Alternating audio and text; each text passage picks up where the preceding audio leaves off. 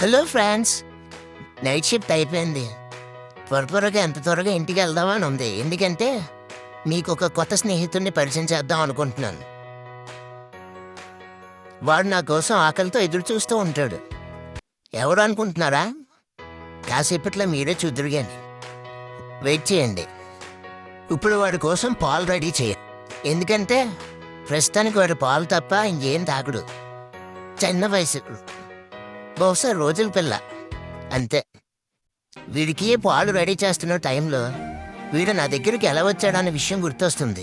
మీతో చెప్తా వినండి. వీడి తల్లిని మటన్ షాప్లో కోసినప్పుడు దాని కడుపులో పడి బయటపడ్డాడు. ప్రాణాలతో ఉండడం చూసి వాడిని అక్కడే వదిలేశాడు చాలా రోజులు. అలా వదిలేయడం వల్ల వాడికి చాలా ఇన్ఫెక్షన్ కూడా వచ్చింది. నా దగ్గర వచ్చినప్పుడు అసలు ఆ నడవలేని పరిస్థితిలో ఉన్నాడు.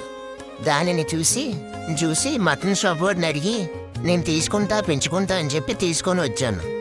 ప్రస్తుతానికి రోజు పాలు పెడుతూ దానికి ట్రీట్మెంట్ చేయిస్తూ దాన్ని చిన్న పిల్లలా చూసుకుంటున్నాను. ప్రతిరోజు ట్రీట్మెంట్ ఇప్పించి నా చేతితో పాలు పడుతూ ఇలా యాక్టివ్గా తయారు చేశాను. ఫైనల్గా వీడికి స్పెషల్గా మా టెర్రస్ పైన ప్లేస్ ఇచ్చి పెంచుతున్నాను.